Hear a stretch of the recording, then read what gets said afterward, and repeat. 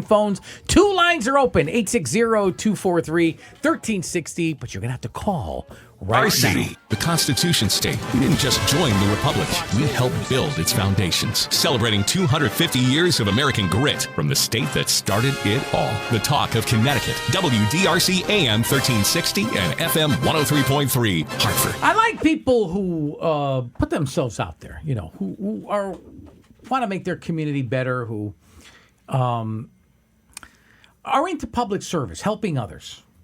Even the most vulnerable, people who can't have a difficult time helping themselves.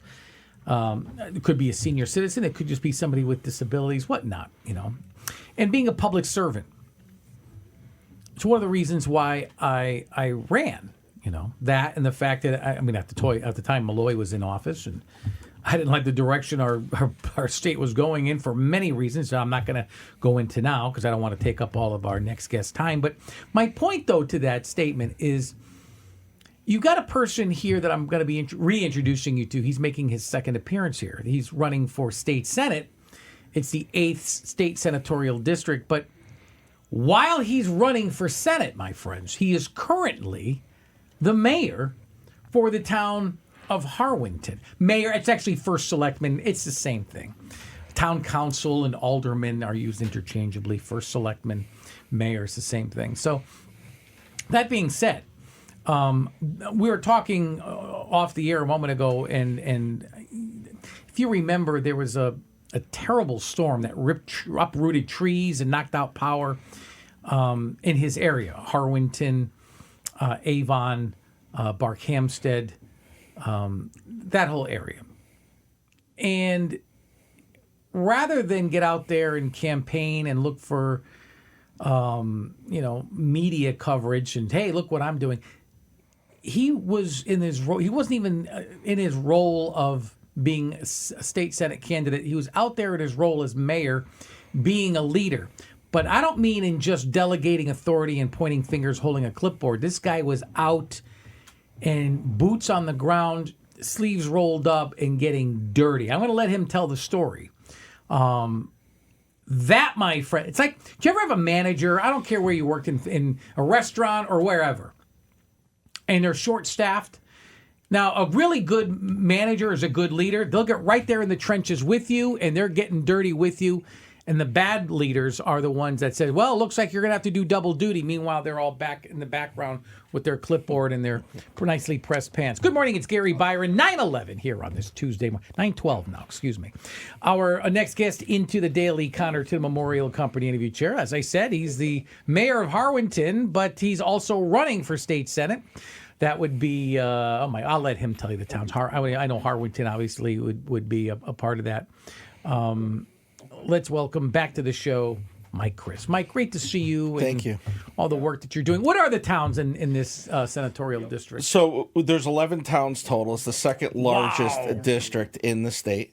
And it covers Avon, Simsbury, a small piece of Granby, Norfolk, Colebrook, Harwinton, Torrington, New Hartford, Barkhamsted, Heartland, and that's everybody, I believe. Harwinton and Harwinton, we got you got Barkhamsted, Harwinton, Heartland, New Hartford, all that entire area, Torrington, right? And then you go into the Norfolk, Colebrook areas. Talk about that storm. I got questions for you, and, sure. and I'm going to switch gears momentarily and talk about. I know the reason why you're here because you're running for state senate, but a little sidebar to this. It was a few weeks ago. And we have monitors in the newsroom here. One of them has Fox 61 on it, with it muted, just because they stay local and and they're live for most of the morning. Although that morning, it was the morning after the storm or the Monday after the storm. I don't remember, but all I saw was you, and I was just real proud of you because I'm Thank you. for the reasons I just mentioned, you could have just said, well, why don't you go do that? And we got to call in some of this. And, I can't get dirty over here. Come on, I'm the mayor. I'm wearing my suit. And I got to go out later and campaign. You put your campaign on the back burner and you got dirty. What, you got into a machine? I mean, explain this. Yeah, I mean, the reality is it comes down to being a good human being at first. My parents always taught me that when I was growing up, and, I follow that regimen through my whole life. And I never ask anybody to do anything I'm not willing to do myself. At the end of the day, you can't just sit behind a desk and be a paper pusher. You got to be willing to try it, do it, and find the problems in it and fix it. So the reality is we were shorthanded, and I was able to, I've operated equipment most of my life growing up in construction. Outside of going to college, everyone always says, my dad always says I was the most expensive plumber he ever had because I went to college, came home to be a plumber. At the end of the day, you jump in, our residents needed us. We were shorthanded. I had no problem, getting out there, moving trees, getting into an excavator, pulling trees out of the way, and working with right alongside my public works department, which stuck it out with me through the entire time. I mean, 30 minutes after the storm hit, we were in a state of emergency already, before when the first wave came through. Some people would say, "Oh no, Mayor, no, that's not your job." Well, that's what you. But you really put. As you put other people in front of you. Absolutely. You're giving to Absolutely. them. You were not even you were completely in disregard of the office you're running for. It was nothing beneath you. In other words, you were willing to get out there and help other people. Nothing else mattered at that point. My residents were trapped, some trapped in their homes. Wow. Some couldn't get out. We have aging population in our community. Sure. And people were scared. What do they do? So it's, but I call it Harwinton people. One thing I always say is that Harwinton has always been, I call it Harwinton strong, and we have always been the mindset of the old New Englanders where we just hunker down and in place, and many people just waited for us to come down and pull the trees out of the way for them so they could get out, That's character. And let me tell you something else. Your constituent, they're going to remember this. I know that's only one part of your senatorial district, but people like to be flashy when the cameras are running, when the microphone's on, and say the right things and so on and so forth.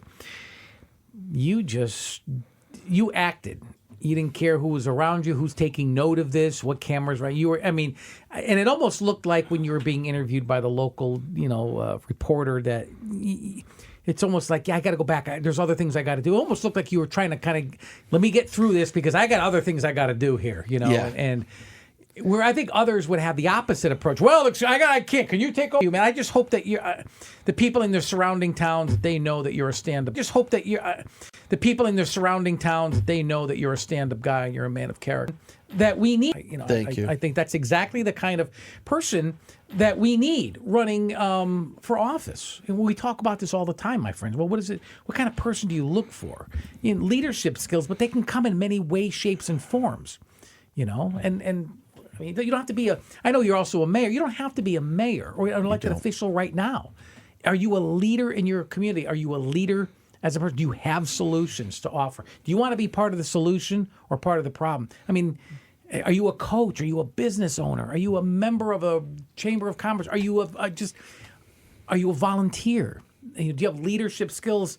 And then we could take that and work from there. So I just kudos to you, and Thank you so much. I appreciate it. So the last time that you were here, yes, sir. I took notes here. You outlined your priorities. Mm-hmm. Okay, so based on that, what specific legislation would you introduce in your first 100 days? What bill do you see yourself writing first? I think is starting with the MBR and education cost sharing, really trying to get something situated where there's more equality throughout the state. When we talk about education cost sharing and we talk about MBR, which is really a hurdle, and it was more of a punishment handed down from municipalities that were not properly using their education funding.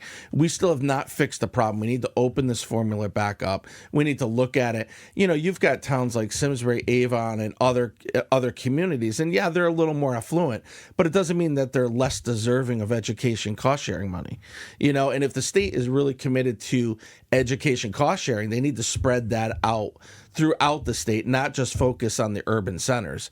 Everyone needs to get a piece of the pie. Those are our tax dollars, and they need to come back to the communities to help cut taxes. And then I think we need to analyze the mandates. You look at the CCM reports and you look at the cost reports, and obviously I've testified on numerous bills over the 16 years in office in the fact that it's so mind-blowing that every session we get some new mandate, but there's tons of mandates on the towns, and if the towns could get some of those mandates off their plate, we could probably focus on lowering the mill rates across the state. And then, people talk about property taxes. That's always the big one. How do we get away from property taxes? Well, the reality is do you ever really get away from property taxes? I'm not sure. The state has become so reliant on property taxes. I don't think you get away from it. Well, Connecticut faces high taxes. But you got to cut them. And we have out-migration, right? That's so right. Are there any concrete policy changes that you would push to reverse that trend? Reverse the trend of out-migration and higher taxes. Yeah, I mean, I think with our seniors in the state, we have to look at stabilizing their tax dollars, their property taxes, because we're pricing them right out of their homes. So you got to make it so that they can focus on staying within their home and aging in place, not having to go to senior housing if they don't want to, but then have enough senior housing so that they can. We don't have enough senior housing. In the Northwest corner, it's a huge problem. There's 4 or 5 year waiting list to get into senior housing. So we need to think about the seniors, but also the young families. We talk about affordable housing and 830G and all this other garbage that's been stuffed down our throats. Mm-hmm. It's a local issue, local control of those issues, and we need to move away from the state mandating the 830G and all. The 10% are recommended. And, although they say the 10% is a recommendation, but now they've taken it a step further and saying, if you don't reach your 10%, then we're going to take your funding, and the 10%, you're always chasing it. And you never will hit your 10%. You'll never hit your 10%. It's an impossible mark to hit. It's an impossible mark, And when you go back to the Blue Ribbon Committee back in the 90s, where they said that when the Blue Ribbon Committee was formed with the local legislators and the municipal leaders, is that the suburban areas needed to be protected in order to protect the natural resources that feed those urban centers. Yeah. You cannot overdevelop, So, what are the current what do you think the current representative or senator, I should say, because you're running for the Senate seat, what do you think he's gotten wrong in your view? Well, in my view, you can easily look at his voting record. First of all, only 4 minutes of active talking time during the whole last session. 4 minutes. What do you mean? So when the on the Senate floor? On the Senate floor. So he only spoke for 4 minutes? The whole session? Right. And that can be verified if you go out. So we got this report. We got the Senate report of how often senators speak on the floor. You're talking about a person that represents the second largest district, only spoke 4 times, or 4 minutes. Sorry, 4 minutes. The reality is that equates to the yes and no. And when we're looking into all of this, but the reality is listen, you've got a housing problem. You got Avon, who just is going through this huge 183 housing unit development that got stuffed down their throat on Nod Road. The current senator voted for all of this nonsense. He voted against reducing electric rates. He voted for affordable housing. He voted for taking away local control. All of the things that I would see in, being out in the district now. Listen, I have a lot of experience in Northwest Corner. I'm moving into the Avon, Simsbury, Granby, Canton area, but I've had a house in Canton with my brother for years. We restored it. It's an old historic house. But the reality is being out in these areas and talking to everyone, it's the same. They want local control, and I could tell you the current sitting senator has voted to take away local control. He has voted step in toe with everybody else. No individuality, not out there. Listen, I don't care how often you ride your e-bike and you're out. The reality is if that in the community that just got devastated by the storm, never once, he lives in the town, never once picked up the phone and called until the photo op came with the governor.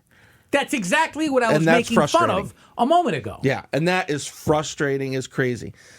The first person to reach out to me, honestly, was Dan Jerem out in New Hartford.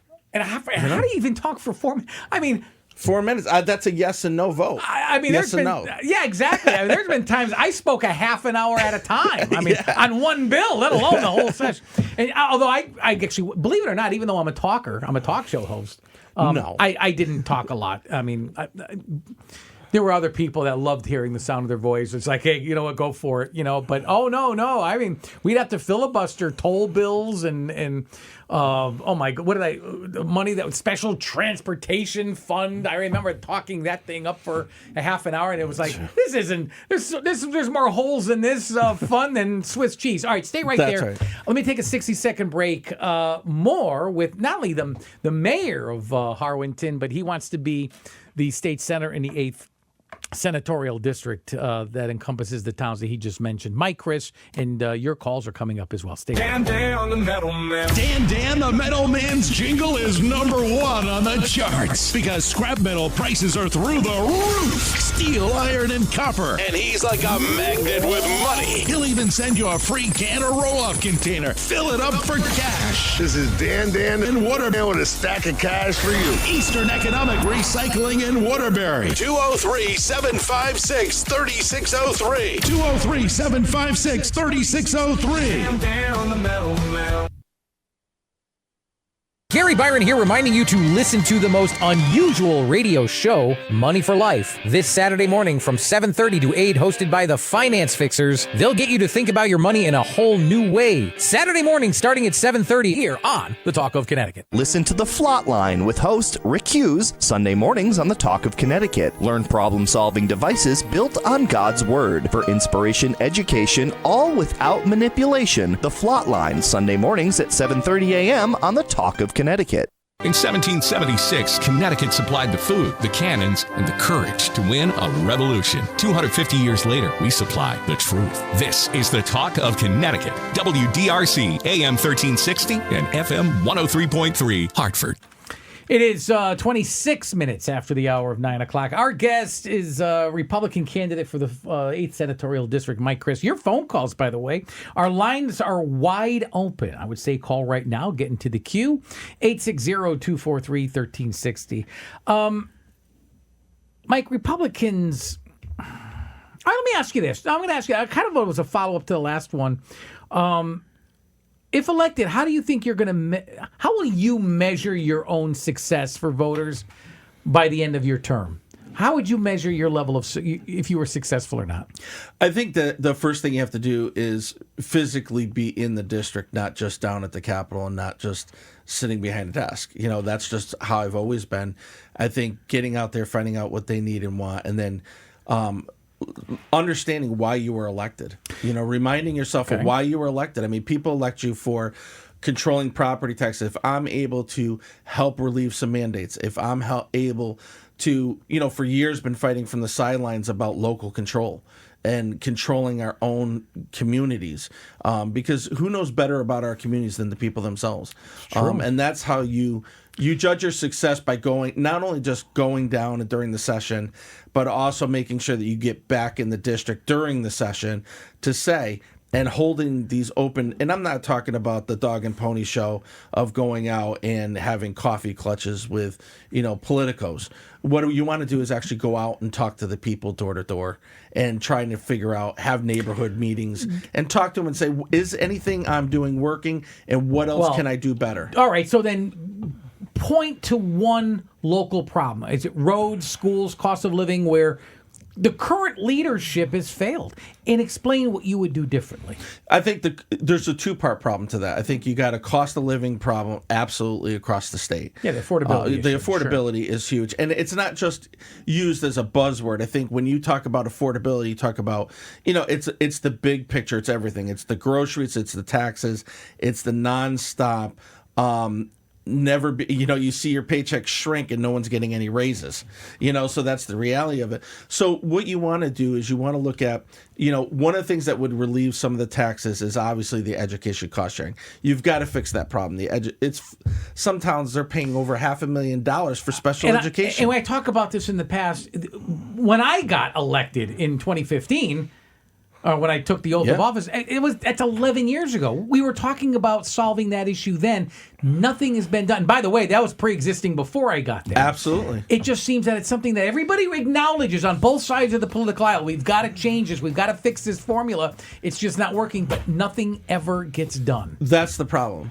People, the reason why I started to run is because I am sick and tired, in all honesty, of the political dog and pony show. I don't blame I'm you. not a political. I'm not a politician. I'm a manager, and I want to go in and I want to get things done. It's not about doing buzzwords of rolling up my sleeves after 8 years of being in office. It's called rolling up your sleeves from day one and saying, listen, enough is enough. Stop talking about this. How do we fix it? And then it's influencing the people around you to fix it. Open phones are next. All of our lines are open. 860-243-1360. You don't want to hear us babble. Your questions, your concerns, your calls to who wants to run for state senate, Mike Chris.